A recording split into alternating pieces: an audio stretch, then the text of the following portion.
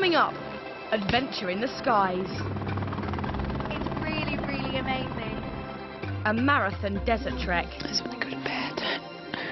And a wee drink at sunset. That is just revolting, that is.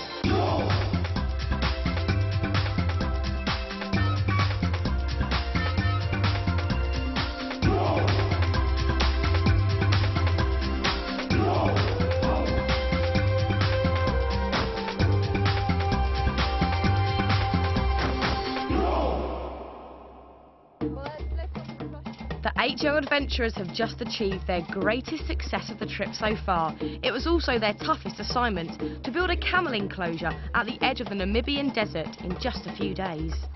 If you can get it done in 3, we've got a special treat lined up for you. They took on the challenge, but found the 40-degree heat exhausting. One of the hardest things I've ever had to do. Amy made few friends when she said they weren't working hard enough. If you add up the time that each of us messes around, it's a full day, for goodness sake. She has probably done my head in. And she gets really stressed over nothing. Ellie had an emotional 14th birthday during the project. We're not going to finish it. It's so hard and we're not getting anywhere. In the end, they had to work right through the last night. It's the final one! Yay! And with minutes to spare, they made it in time for the opening ceremony. Can't believe we've actually got it done all by ourselves. It just feels so amazing. It's just going to be fantastic. The team have more than earned their award. A unique day helping dart rhinos by helicopter, and expedition leader Bruce has an extra surprise. One of you is actually going to get a chance to spend the day in the helicopter where the vet is doing the darting. And it's been decided, because of your birthday, to give that to you. So I hope that's a nice little surprise for you. They've got a long journey ahead away from the desert region to a game reserve called Ongava. It's a spectacular drive, but they see very little of it.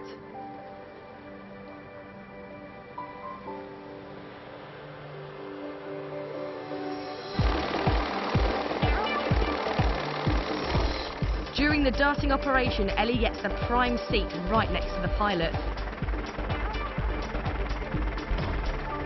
It's really, really amazing.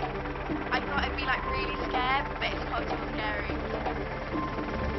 Ongava Reserve wants to dart up to 8 white rhinos to tag them and check their health. But first they need to locate them. Not easy in an area of 200 square miles. Gone too far. Stand back on it. Yeah, we need to spot them. Trackers on the ground guide them, and with their help, they finally spot a group. They're in a really, bushy area, so we're going to try and push them towards a less forested area. The vet, H.O., needs to be able to get in a clear shot with his dart gun. Which one are you going to go for, The small one. Small one, okay. On H.O.'s signal, the pilot will swoop in low, giving him just a split second to get in his dart. I'm ready. Go, go, go, go, go, go, go. Go. We're darted. It's a perfect shot at the very first attempt. Keep your eye on the darted one for me, Lee. Okay. The dart contains a tranquilizer to put the rhino to sleep for a while. And once the animal's down, the vet and ground crew quickly move in. They've only about half an hour if the rhino's not going to come to any harm. What can I do to help?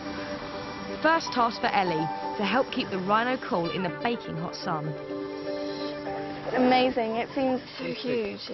You'd expect its skin to be really sort of harsh, but it's actually quite soft. The rhino has its valuable horn drilled, so a microchip can be put in to deter poachers. I'm injecting the rhino with antibiotics. It's all in, I think. Next, H.O. cuts notches in the rhino's ear to identify it. It looks painful, but you know it's for their continued survival.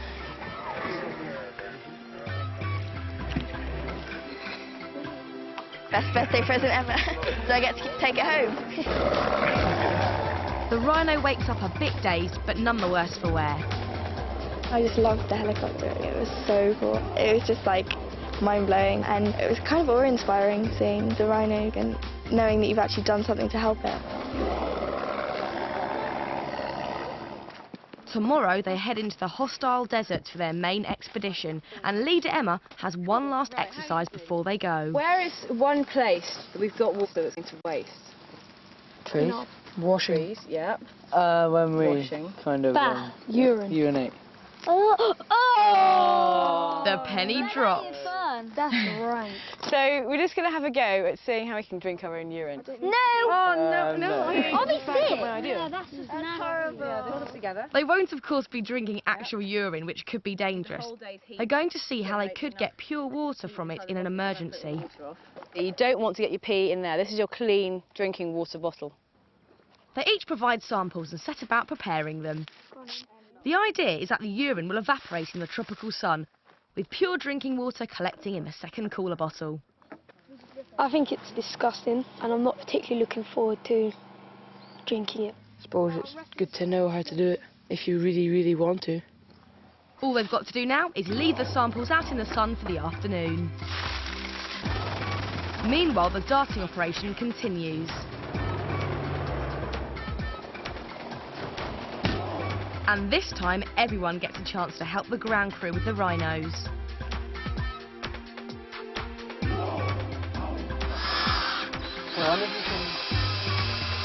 There we go. Well done. Take the temperature. Promise gets one of the more unusual jobs. You put the thermometer up and bam. No, not less than The rhino's temperature has to be taken every few minutes to check it's not getting too hot. The final darting of the day is a special one, to relocate a rhino to another reserve as part of a breeding programme. Everyone has to help get the huge animal loaded up for the journey.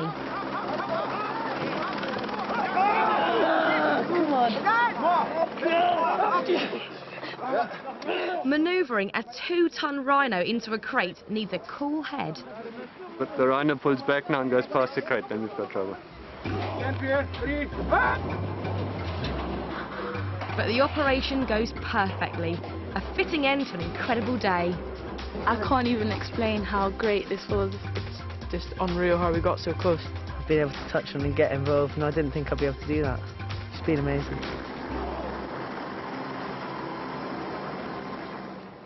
Very, very carefully unveil your bottles. Yay! Back at camp, their drinks are waiting for them. Oh, I've got a mouthful! Yeah? I've got a drop. Okay. Very good. Small amounts of what should be pure water have collected in most of the bottles. You think I'm going to drink it? Yeah, you are. Are you crazy? Oh, that stinks! Perry, you first. It reeks, doesn't it?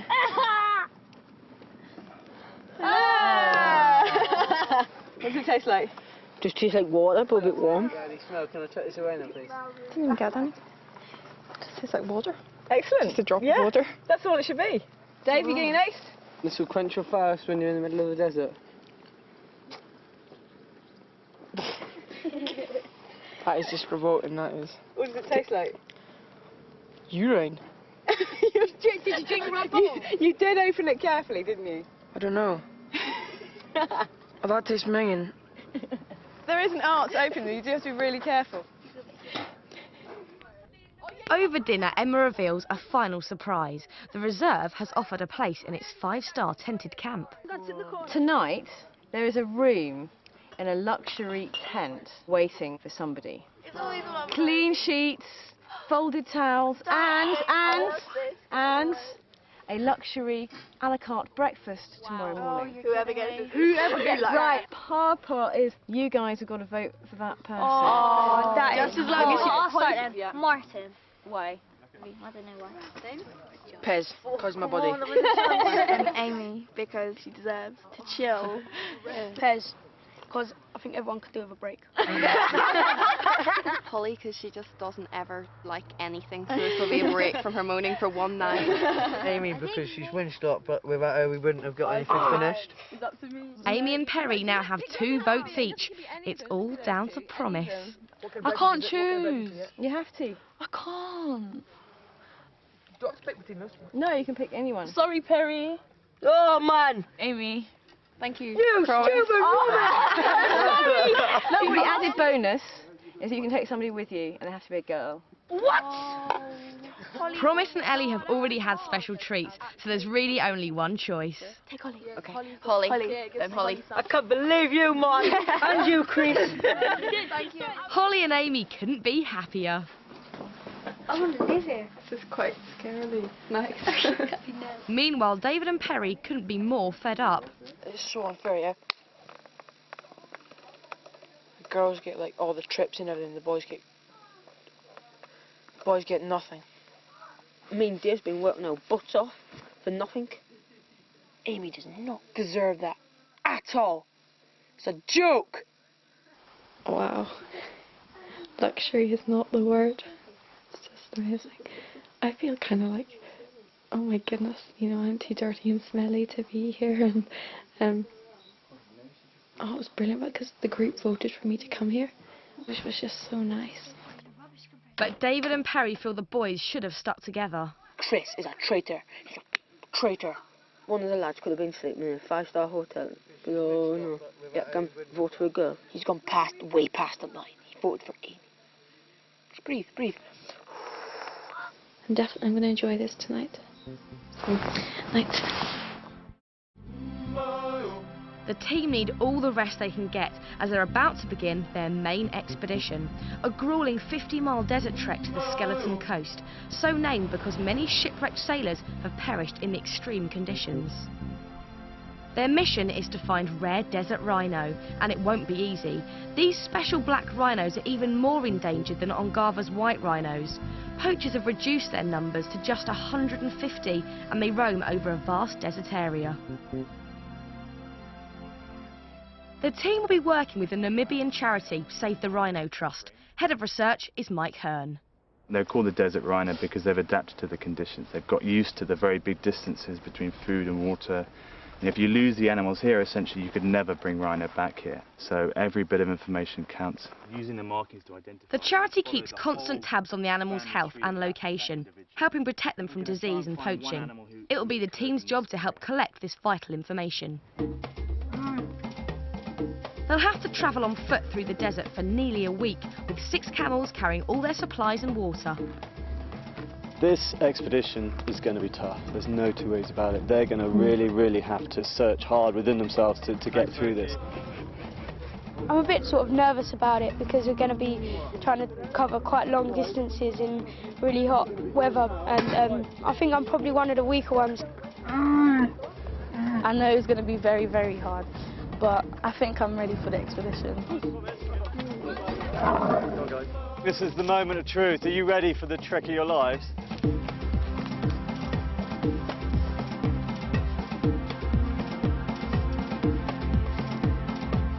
For several days they'll be following dry riverbeds, the most likely place to find desert rhino, before entering the huge sand dune belt nearer the coast. Martin's first to go up front to track rhinos, but quickly hits a problem. Ellie from Martin, over. Ellie receiving, over. We've kind of got a little bit of a concern about the direction of the wind, because if there's a rhino, it will smell us because the wind will be pushing from behind us. Yes, I received that. We'll come up with a new plan. They're heading directly towards the coast and expected to be walking into the wind, but recent freak weather means it's actually right behind them. Rhinos have very good smells, so any rhino that we would be tracking would be able to smell us immediately. Should we not follow the riverbed? It'll be too late because they can smell you, they can smell from far. There's no perfect solution, but finally they decide to head at a slight angle to the wind, giving them an even longer trek to the coast. Come on, man! Come on! You're getting on my nerves. You're so greedy. Can't just walk. Late morning and still no sign of rhinos, but they do have other wild encounters. Actually, it's very small, but it's definitely a dangerous snake. And soon after, they come across another scary sight. Oh, wow. Oh, its head's still there. It's the remains of an antelope killed by lions. There was a mother and 3 cubs wandering around here. Kill this. Yeah. Oh, dangerous. It's really amazing to see that a lion and its 3 cubs could do something like this. It'd be quite exciting to see a lion, but it'd be really scary as well. They trek a total of 4 miles in the morning before they need to stop in the heat of the day. Nelson, please!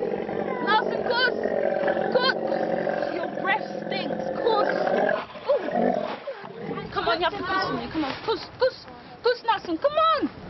Good boy! Well done, well done. Nicely done. They'll rest for a couple of hours in whatever shade they can find, but the heat has already got to Amy. We've not had enough water, it's as simple as that, yeah? Yeah. Yeah, so you're going to drink lots? Yeah. I've got what was like the beginning of a headachy, migrainey thing, which is just like, ow. I'd rather just stay here for the day now. But there are many more miles to cover, once the camels are ready to get going. Emma, hold on, he's still weird. Not still? I thought they were supposed to hold water.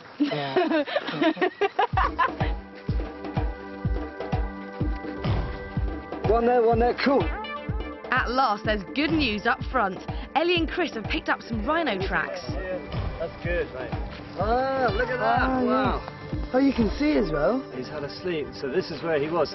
It's like a glimmer of hope because you actually feel like you're getting somewhere. Give it a good squeeze in your hand. Oh, that's pungent.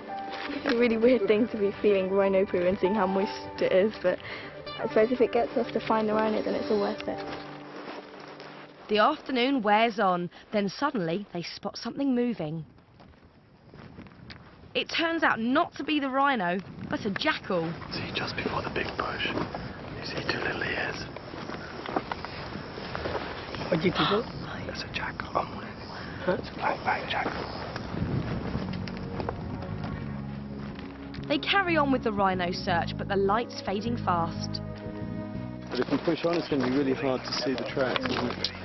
Reluctantly, they decide to call off the search until morning. They've trekked for an exhausting 8 hours on their first day, and they've still got to make camp. Everyone's wrecked, everyone's very, very tired. But hopefully we can just get the shelters up and just go to bed. Chefs for the night, Promise and Perry, have concocted a strange brew. Rice with black lentils, and we'll put a garlic and herb sauce in. And we'll add a bit of scrawny soup. Well, I can't wait. That's nice. It goes down surprisingly well with the hungry trekkers, but Amy's got no appetite. I've just feel physically sick, stupidly enough dehydrated in the day, and once you start to feel bad physically, you just start to mull over all the things you're missing and things. Amy is really down. The boy she really doesn't get on with at all. And I think tonight it's really culminated. She's had a bit of a bad day. I just want to go to bed. I don't want to go home actually. She shares her troubles with Emma. Why should I have to go around and pick up after them and yell at them and all this? It's not up to me. And you regret snapping. And then I have to apologise for snapping, and then that makes it worse, and it's like, oh. I figured that it's easier if I just try and brush off sort of negative feelings, whatever, and I just try and smile and laugh and all sort of stuff, you know. I'm not going to cry anymore. I've had enough of it. Through the night, they each have an hour's sentry duty to put off wild animals from coming into the camp. And the day's lion kill is playing on Promise's mind. Just the thought there's a lion about that just sends things down my spine. I'm totally freaked out. See, I'm actually glad we're doing our sentries. They've planned a 4 AM start to avoid the heat, and it comes way too quickly. Promise. As soon as we get up, yeah? 4 o'clock. Alright. I'm up. Everything just aches already, and it's only, the second day. My knickers are wet, my socks are wet, my feet stink. My neck hurts, my shoulders hurt. And I thought it was going well yesterday. What's the biggest difference between this morning and yesterday morning?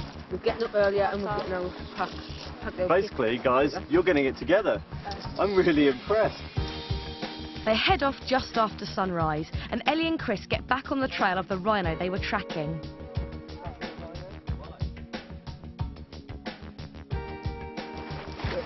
For the last few minutes, there's been a slight change in these tracks. But very soon, there's a setback. The toe's dug in. The toe's dug in a lot more, isn't it? Yeah. This guy's been spooked, hasn't he? Yeah. The rhino's been running, and we think that we could have caused that. I'm quite disappointed because we've been following this track for quite a long time now. They find no more rhino tracks before once again the midday heat forces them to stop. A small spring provides a welcome oasis. They're just nice and slowly. You've got to slow them right down. It's a chance for everyone to top up on water. It's not the most ideal, but the map doesn't show any more water for the coast. It's not clean enough for us to drink, so I'm putting a couple of drops of iodine in to purify it. The constant trekking is starting to take its toll. This morning I found a blister on my foot and I thought, oh, it'll be okay, but as we started walking my feet were getting worse and now they really, really hurt. The entire desert team crash out for more than 2 hours. It's only like the second day and we're all already completely shattered. Oh, it's just really worrying.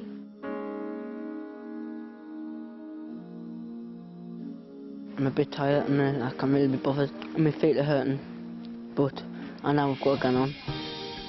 They desperately need to find some desert rhinos. They walk and walk and walk, but find absolutely no sign till late afternoon. Tell us what you think.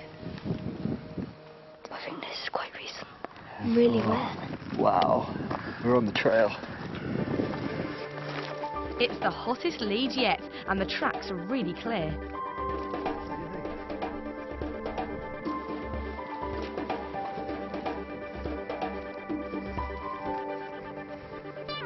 But yet again, there's disappointment as they run out of light. I don't know if we can look anymore, but it's getting dark in it. It's a bit of a bummer, isn't it? Because even the poo was like warm still, so he's obviously quite close to it. But it is getting dark and it'll get dangerous. It's a real blow to the exhausted team and tempers fray over what to do next. I think we should keep on going. And if we keep on going, then it's going to be an easier walk in the morning. Could you say tomorrow morning? Yeah, that's 4 miles tomorrow morning. Yeah, I don't really think it's safe to go with the camels because they have seriously got like really full belts I think twice. for safety reasons, let's stay here tonight. I'm like really annoyed now. They're saying we'll be refreshed in the morning, but we wake up in the morning with sore feet. Our legs will ache and everyone will be like, oh, can't be bothered. But no one ever like listens to me. Some of the boys are still having trouble remembering that it's a group, and you know, not the whole group is going to want to go on at all times, and you know, they can't get in a strop if the decision goes against them. Team morale is at a low. Time is running out to find rhinos, and some of the hardest trekking is still to come. They're absolutely shattered all the time. They're really noticing how hard it is to walk in the sand. So when they get to the dunes, it's going to be incredibly hard work. And the next few days are going to be a real test for them. I found it really quite hard today, which concerns me a bit. That makes me just sort of feel I'd rather be at home than here. This is an experience of a lifetime, and we've only got a couple of days left, so I got to enjoy it. But it's hard to enjoy it when it's really hard.